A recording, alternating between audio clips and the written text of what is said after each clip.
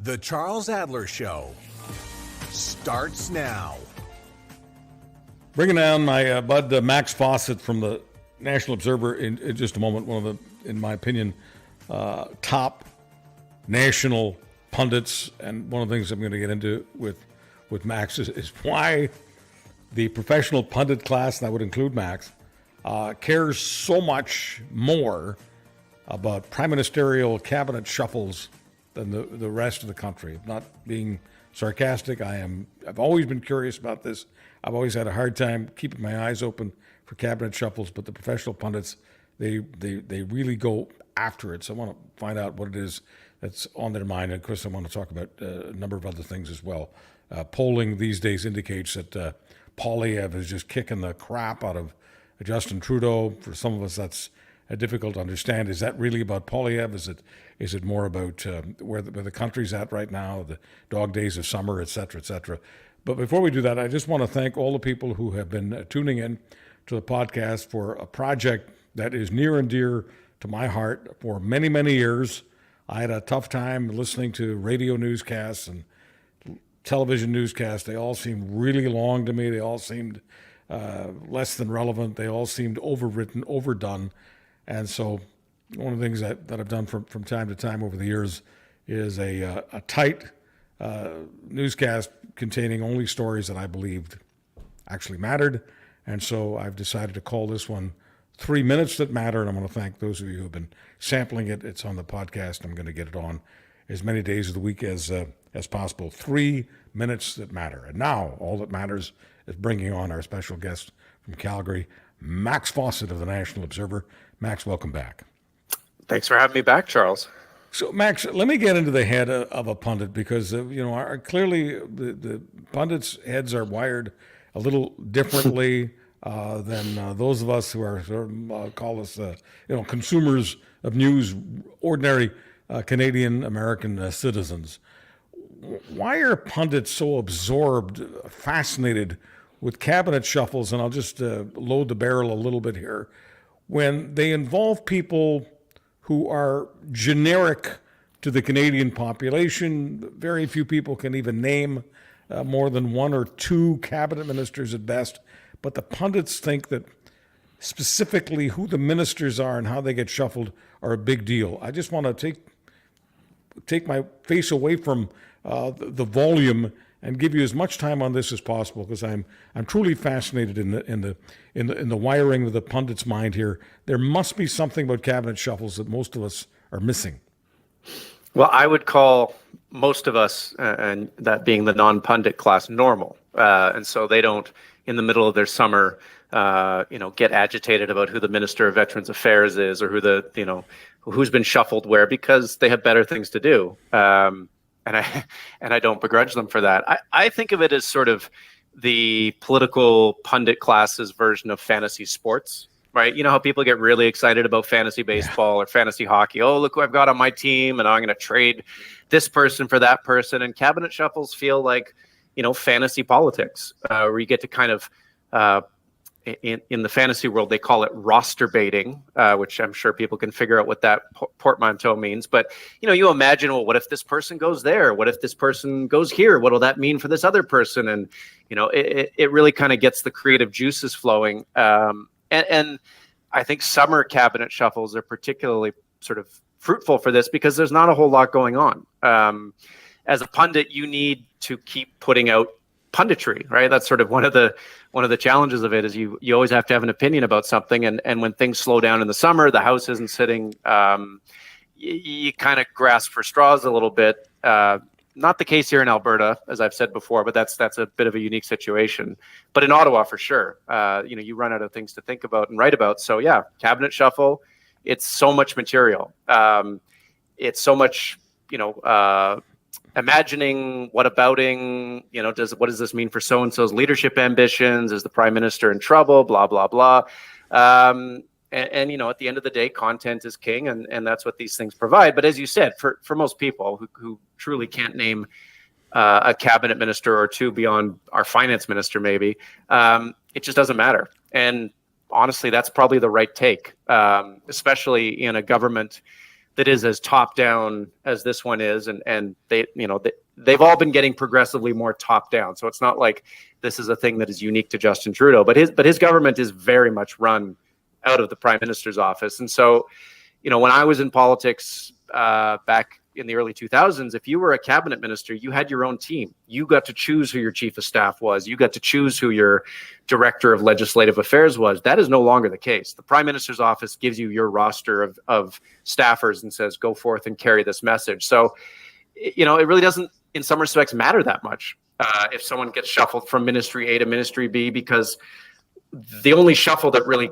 counts, the only shuffle that would change the way things are felt in this country is the Prime Minister, and he didn't get shuffled.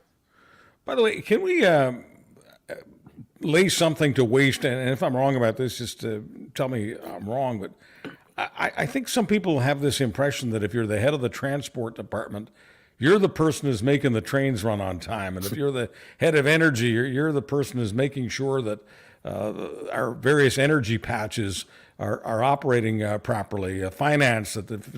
I just have a feeling that people think that these people, because they're heads of departments, are actually running the departments.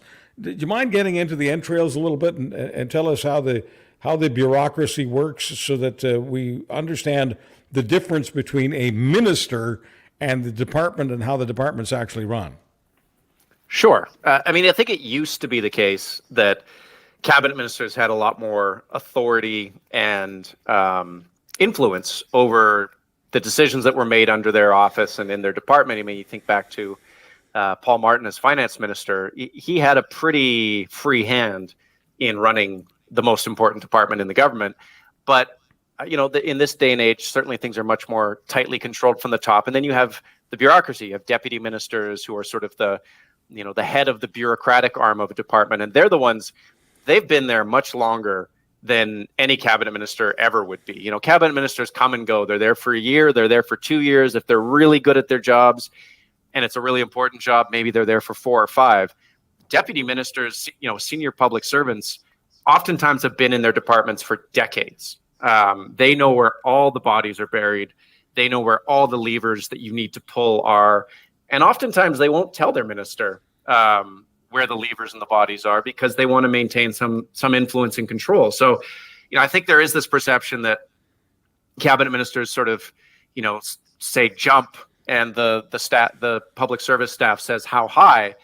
Oftentimes, the public servants are there as a brake on the minister as much as they are the gas, and that's not necessarily a bad thing. That is kind of, in some respects, how public servants see their role is not to slow down political decisions, but to sort of act as the responsible governor on potentially in the moment decision making. They are the ones who will be there after the minister is gone, even if there's a change of government. And they feel a certain responsibility to the work and to the people they're serving. And so they have a tendency to want to slow things down. They have a tendency to want to really kind of make sure things go at a more deliberate pace. And that can really frustrate political cabinet ministers who want to put their mark on things, who want to see things go quickly. But that sort of push and pull is just a part of the dynamic of governing, and it always has been, and it always will be. I think it's tempting for some politicians, certainly more on the right than the progressive left, to kind of dump on the public service and say that they don't do anything valuable. They're just, collecting paychecks. We have too many, public servants. But look, government is the sort of most complex and largest machine that we have in society. It is more complex than a corporation. It is bigger than a corporation, and it requires people to operate it. And we should want those people to be good at their jobs. So when a guy like Marco Mendicino, now the former public safety minister, reacts to Bernardo's transfer from maximum to medium, reacts as if he's a spectator, he's outraged, he's angry, and people are asking the question, wait a minute, you're the minister. You're not supposed to be the spectator. You're supposed to know what's going on in your own department. Was that the cat being let out of the bag? Was he just making it obvious that many cabinet ministers indeed don't know what's going on inside? Not to that level. That was sort of political malpractice on his part. And I think he lost his job for, I think, a very good reason. You should always know what's happening in your department. That's why you have staffers. That's why, you pay people to be in your office, and it is their job to let you know. But ultimately, the deal that you make when you become a cabinet minister, when you get sworn into the Privy Council, is you take responsibility for everything that happens under your department's nameplate. Maybe there is things that you don't know are happening. Certainly at the lower levels, there are. Not everything rises to the attention of the minister. But at the end of the day, if something goes wrong, you're the one whose name gets signed over on it, and your head goes on the stick. That's the deal. You get a driver, you get a pay bump, and if things go badly, you have to wear it. On the Bernardo thing, the mistake he made, number one, was, I think, not knowing. And maybe he had staffers who were too young to know about Paul Bernardo, which just blows the mind, but whatever. But the biggest mistake he made was he pretended like it was okay for him to get involved in decisions at the level of Corrections Services Canada.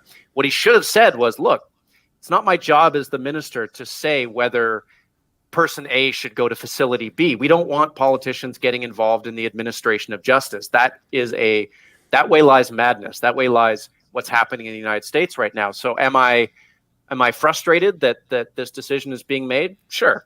But it's not my job as the minister to tell the government, to tell Corrections Canada where they should or shouldn't be putting Paul Bernardo, because that would be a very, very slippery slope. That was the case he should have made, and it wasn't the one that he did. So when you look at the cabinet, Justin Trudeau notwithstanding, in your opinion, Max Fawcett, who looks like a prime minister? Ooh, these days it's a short list, unfortunately, I got to say. I mean, I remember back in my day, which I get to say now, there were people in Chrétien's cabinet, multiple people, who looked like they would be competent, even inspiring prime ministers, because he tolerated strength around him. He actually encouraged it. He wanted his ministers to be good and strong and capable and go out and be seen to be sort of their own people. Nowadays, that's just not the case. I think for a long time, people talked about Chrystia Freeland like that. But right now, the way she communicates about bread and butter finance issues, I don't think that she is up for the job. I don't think that she would win in an election. I don't think that her star is on the rise. I think Anita Anand, who was shifted into Treasury Board, and there's a whole sort of conversation about that, she looks very impressive to me. She has a very, very impressive background, ironically quite similar to Pierre Trudeau's background, academic, not interested in politics, and kind of got dragged into it later in life. But, she did the procurement thing for the vaccines, did it really well. Then she went into defense, and defense is a graveyard for people's political careers. And she actually, by all accounts, did a pretty darn good job of it in a very difficult situation, trying to change the culture around sexual abuse and sort of issues in the services. And now she's being put in Treasury Board. And I've seen a lot of people saying, well, that's the end of her career because nothing good happens in Treasury Board. But Treasury Board is the administration of government. It is things like the Phoenix pay system, which was a fiasco under the previous government and the current government. It's sort of the administration of government money. And I think she can do good work there. And if she does good work there, look, if people are looking for a serious liberal leader, someone who maybe isn't flash, isn't personality, but is actually able to do the work of government and governing, I can't think of a better person than Anita Anand for that.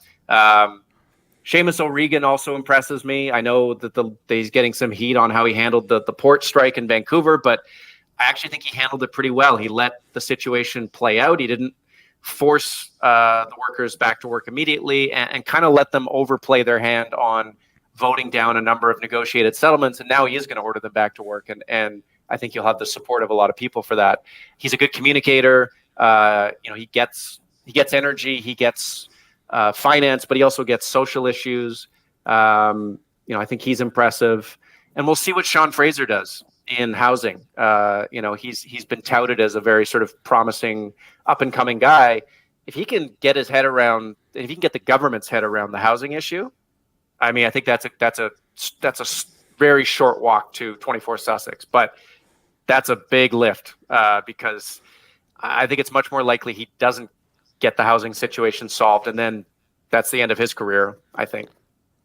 So if you were to ask me a number of years ago, before we had this housing affordability crisis, which government is most connected to a healthy housing industry? I mean, healthy not just in terms of making sure the developers are making money, but that consumers are getting a decent a decent shot at owning their own home.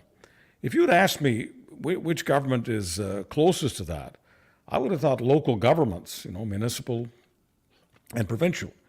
I mean, when I think about municipal, I think municipal governments are the ones most responsible for the fact that a lot of housing, whether it's high-rise condos or anything else, the reason many of them don't get built in certain areas is because the people in those areas show up at city council meetings, or at least the more active ones show up, and stop development from happening. Because in my everyday life, especially as just an honest shoe leather journalist from the old days, that's what I saw.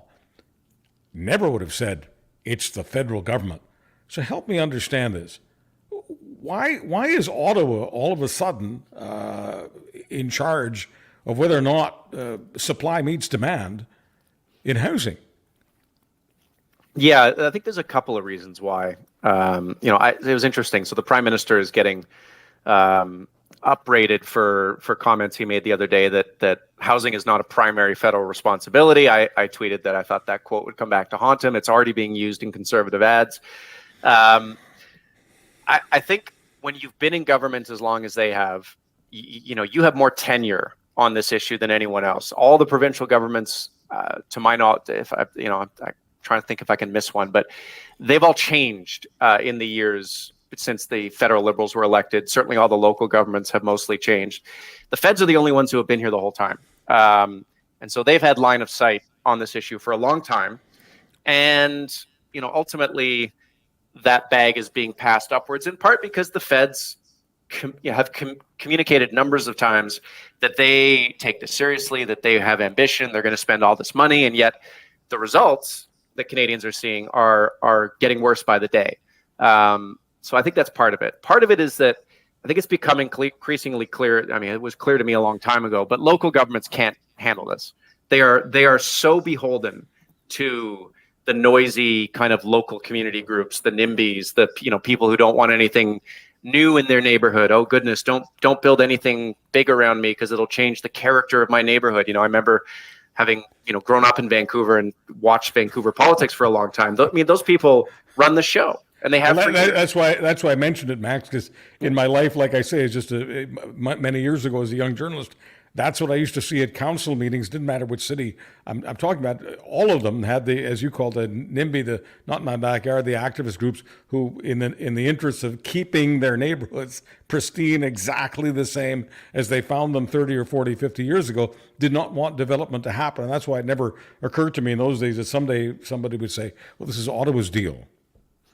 Well, I think Ottawa's role is often to broker deals or to clear blockades in sort of governance issues, because they ultimately have the biggest purse. They have the spending power, certainly more than municipalities and more than provinces, and they have more leverage to clear these sorts of things. So, if this is a concern for them, then they have tools at their disposal to incentivize local governments and provincial governments to get off their asses. And they haven't used those so far. The Prime Minister yesterday was at an announcement where he made the sort of the ill-fated comments. He was announcing 217 new homes. Why would you bring the Prime Minister to talk at an announcement of 217 homes? It's almost insulting, the degree to which they don't get the seriousness of this. And it's interesting. The feds, certainly this party, the Trudeau Liberals, they swept to power on the back of young people and the support of young people. And I think they have stayed in power largely at the behest of young voters, voters in their 30s, voters in their early 40s, certainly voters in their 20s. And they are behaving on this issue that is so crucial to that demographic, like they don't really care. It really does start to raise some questions of basic political competence. So I think, yes, in terms of sort of strict division of powers, municipalities are creatures of the province, and housing tends to fall to those two. But we shouldn't forget that the federal government was very actively involved in housing in the 60s and 70s. I grew up in cooperative housing in Falls Creek that was built basically entirely by the federal government. That federal cooperative housing units. And the feds had a massive co-op investment and involvement that they backed away from in the 80s under Mulrooney, and then eventually kind of scrapped in the 90s under the Chrétien Liberals. So it's not as though the federal government hasn't been involved in housing. It's not as though the federal government can't get involved. It's that the federal government right now is still choosing to stay out of it. And I think if they want to get reelected, they need to go all in. They need to, in the same way that they put their entire weight behind the COVID response in terms of, getting money out the door to individuals and businesses, they moved mountains. They proved to Canadians that when they want to, they can move mountains. Well, it's time to move some mountains again, because if they don't move those mountains tomorrow, they are going to lose the next election. Maybe that's okay for them. I don't know, but it really doesn't feel to me like they grasp the urgency of this issue for Canadians and for them. One of the reasons it's difficult for me to sort of imbibe the idea that they don't grasp it is because immigration is such a big part of the Liberal agenda, not just in terms of bringing in about 500,000 new people a year, but about constantly pointing out that the Conservatives are not immigration friendly. This has been sort of Liberal gospel for many years now. Well, you've got a situation here where you're going to create a lot of people who are hostile to immigration, not because of racism and the usual reasons that we've talked about for many years, but simply, once again, supply and demand. You want to bring in 500,000 new people a year. If you don't have enough housing, you're going to have a real bottleneck problem. And saying that housing isn't your major bailiwick isn't going to get you out of it. It will become the kind of soundbite that Max Fawcett on Twitter earlier today said was giving the opponent live ammunition. Do you think there's something about 500,000 new people need new housing that the Canadian government doesn't really understand? It's hard to believe that they couldn't see it, but you have to kind of judge them by their actions. And it really seems like they're setting this up to be the same conversation we've had before, where they say, hey, we're pro-immigration, we love diversity, and the Conservatives don't. And I think they're missing a shifting mood. I've written about this, that there's a lot of people I know in Vancouver, Toronto, who are deeply committed to diversity, to immigration, to all the things that Liberals have kind of branded themselves with, but who are starting to put their hand up and go, hold on a second. Aren't we, like, we're inviting all these people into the country and we don't have houses for them? How is that going to end well for anyone? And Mike Moffat, who is a prof at Western and a very good tweeter, has been all over this for a long time, where he's sort of pointing out the mismatch between the number of people that the federal government is bringing in through its immigration program, through temporary foreign workers, through students, student visas, and the number of houses they're building, and sort of just asking the question, how is this going to end? And that is a lever that the feds can control. Certainly on the post-secondary side, post-secondary institutions in this country have gotten, I think, addicted to bringing in foreign students because they can charge them more money, right? I've seen this at UBC, where I graduated many years, eons ago, where the campus has been changed by this new investment in foreign students. And look, it's fine. I think it's great that we bring people from around the world here because they bring their diversity, their energy, their cultural experiences.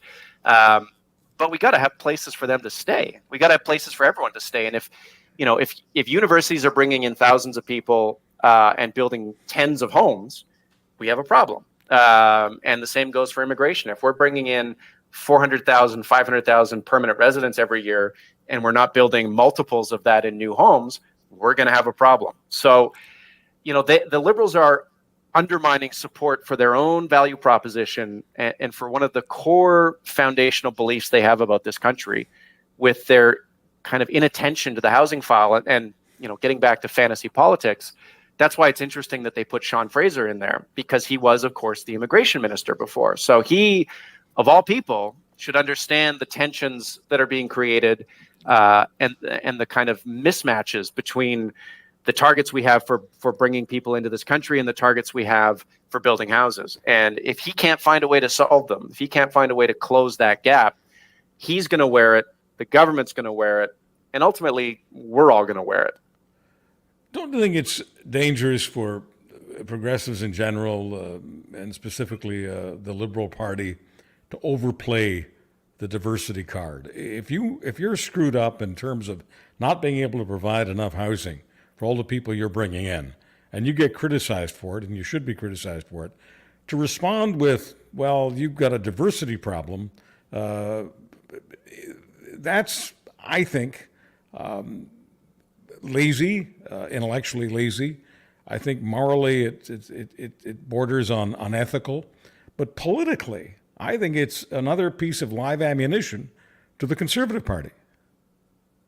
It is. Yeah, there's no question that there are elements within the Conservative Party that are racist, that harbor negative stereotypes towards immigrants, but there's also no question that that's a very small part of it. And a big part of the Conservative Party right now is pretty much on board with immigration, with diversity, maybe not with multiculturalism and things like that. But this is not the Conservative Party of 20 years ago, and it is certainly not the Republican Party of Donald Trump. It does not have that same amount of kind of nativism, of anti-immigration sentiment that really does run through the Republican Party. And so to try to play that card invites the Conservatives to have people like Shiv Majumdar, who won the by-election here in Calgary Heritage the other day, to stand up and go, you want to talk about diversity? You want to talk about immigration? Happy to have that conversation. And they're going to look like fools. It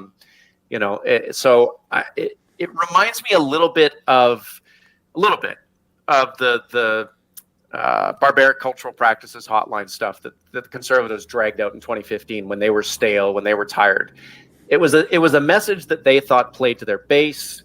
They kind of thought they could scare their voters into voting and getting out, and it had the opposite effect, right? It sort of really contrasted them with what Justin Trudeau's Liberals were bringing at the time, which was, fresh energy, optimism, and people just said, no, you know what, we're done with Harper. We don't need that. And I think if the Liberals go too far down this road of trying to paint Conservatives as racist or anti-immigration, the same flip is going to happen. I think a lot of middle of the road voters, especially blue Liberals, are going to go, you know what, enough with these guys. They're done. And that, I think it will be tempting for them because it is, as with the barbaric cultural practices stuff, it's the button they know how to push. But the button you know how to push is not always the one that works.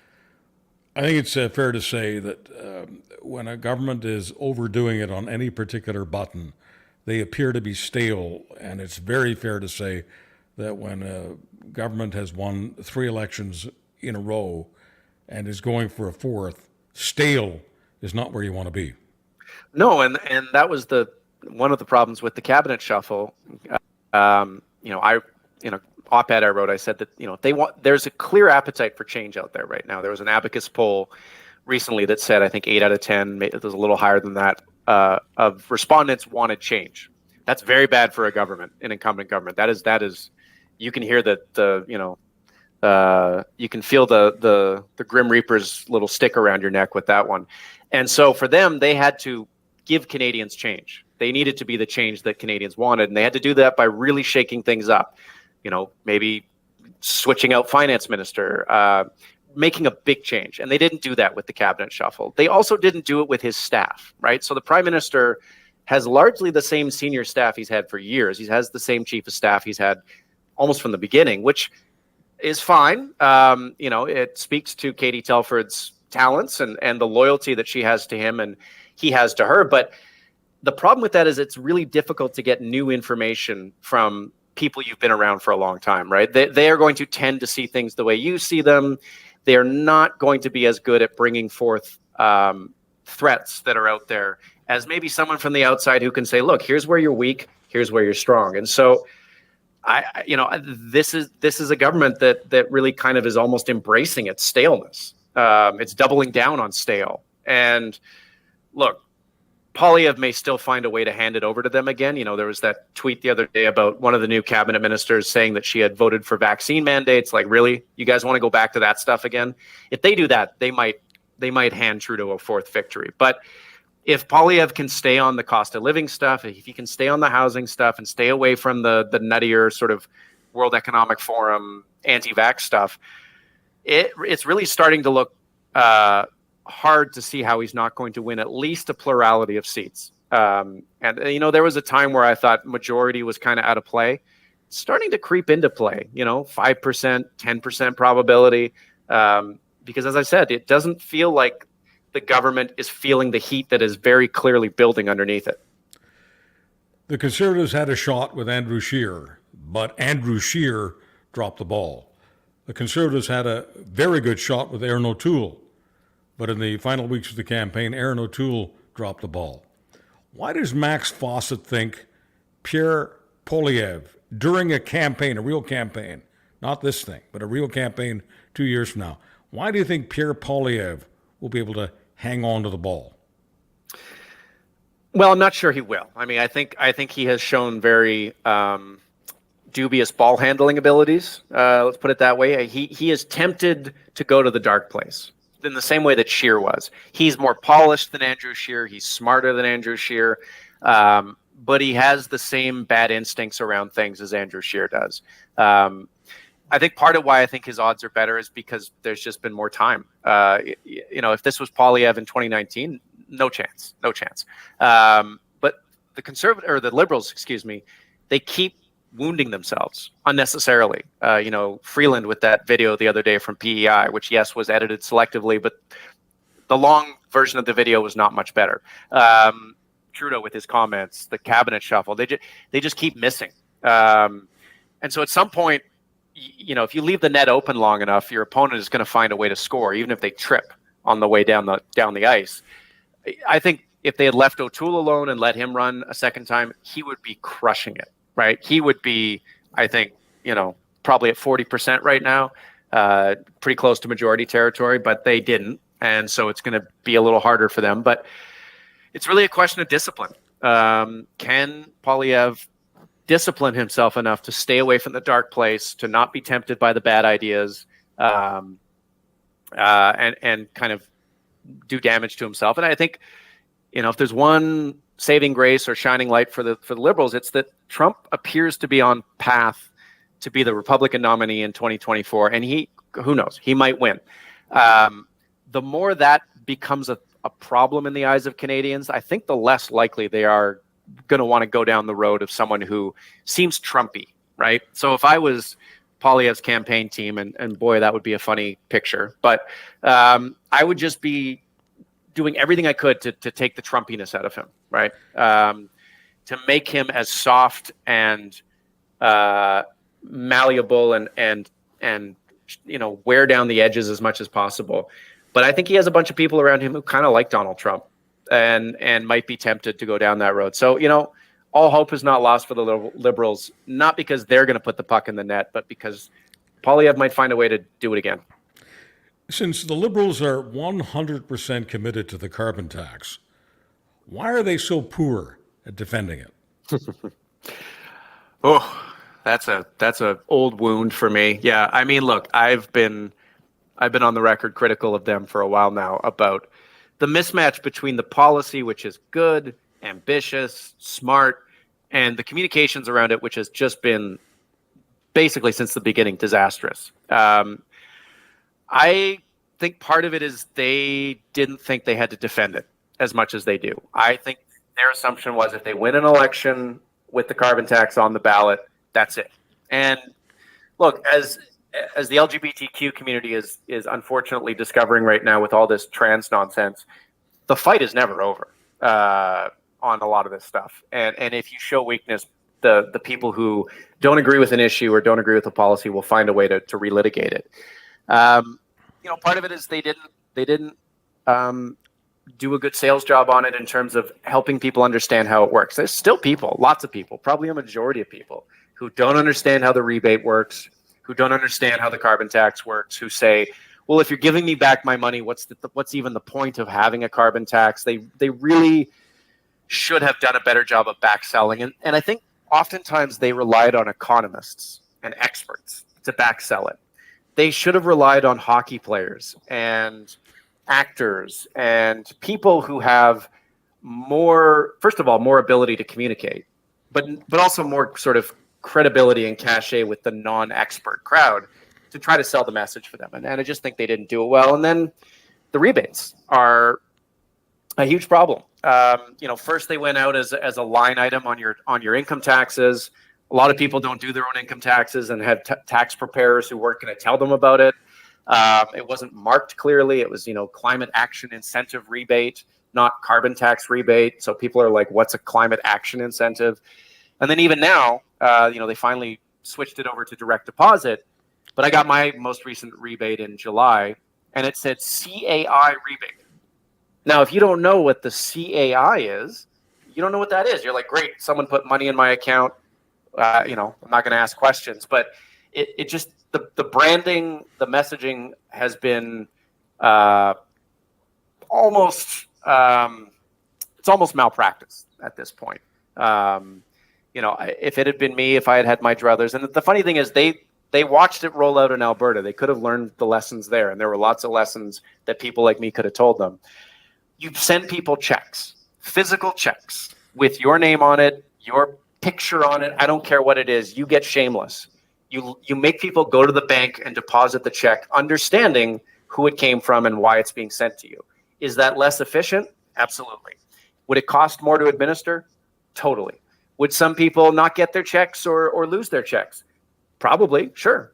It doesn't matter. It would still be a more effective political way to spread understanding about the program than what they've done. And here's the thing. The thing that matters most is not the efficiency or sort of cost effectiveness of the program. It's the fact that it sticks around, right? If you implement a very efficient carbon tax system that pleases the economists and it gets voted out and repealed, you've accomplished nothing, right? What matters is policy durability. And I think, in hindsight, if they could go down the road the Americans are going with sort of industrial rebates, industrial incentives, rather than a consumer-oriented one, they probably would want to do that, because that, I think, is going to prove to be way more durable and way less prone to the sort of political campaigning that the carbon tax has been. Max Fawcett, the Conservatives right now, you mentioned the Abacus poll, substantially ahead of the Liberals. Is that because the Liberals are doing a lot of things wrong, making mistakes, wounding themselves, as you alluded to a few moments ago? Is that differential, which is almost double digits now, is it primarily what the Liberals are doing, or is it something that the Conservatives are doing that maybe Liberal supporters just aren't getting? I think it's about 20-80. So 20% what the Conservatives are doing, 80% what the Liberals are doing, mixed in with the fact that it's summer. So, summer polls are always dangerous just because people aren't really paying attention and the temperature's a little lower. And part of it because it's an incumbent government. And so the frame right now is, do you like this government? Is this government doing a good job? And clearly the answer is not really.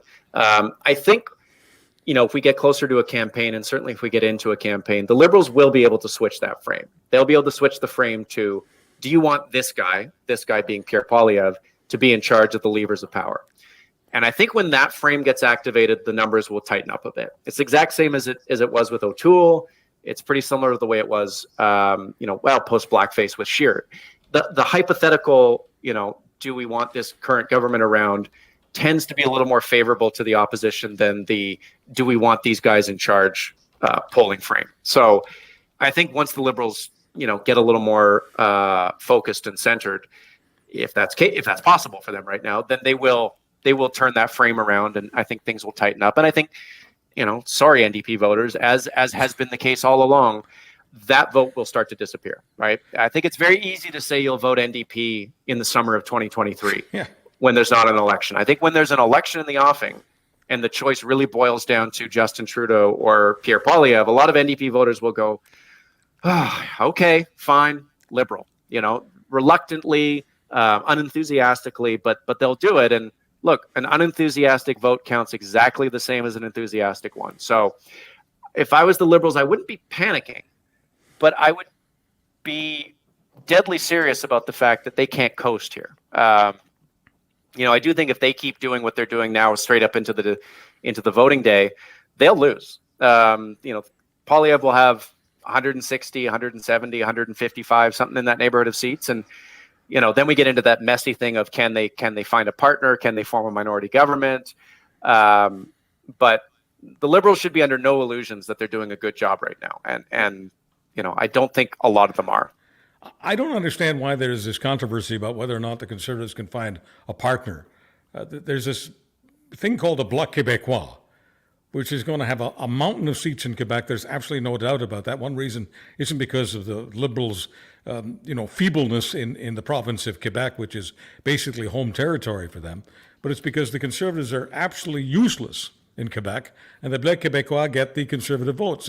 The idea that if the Conservatives need a partner, the idea that the Bloc Québécois will not be amenable, will not be able to negotiate something with them, I think it's absolutely nonsense. I think the Bloc Québécois has a price, and I think the Conservative Party will be totally prepared to meet their price in order to form government, don't you?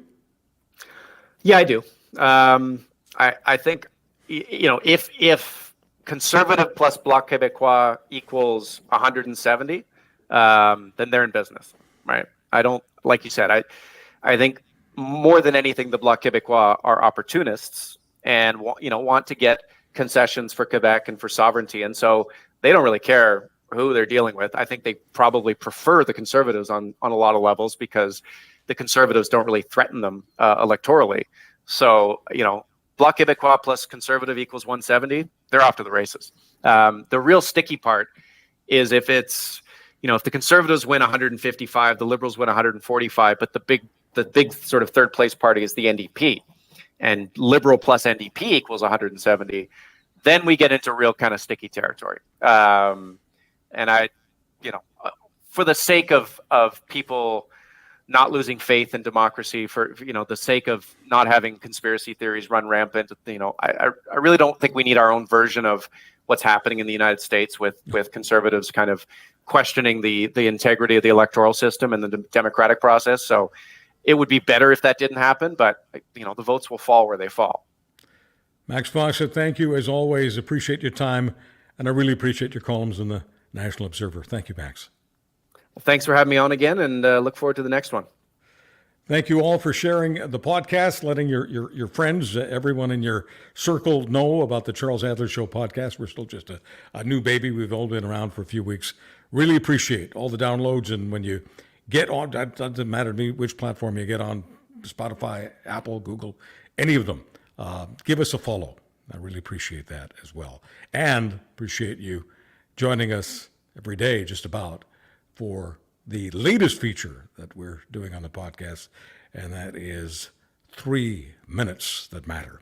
You matter to me a lot. Thank you for all the follows and all the years. I'm Charles Adler.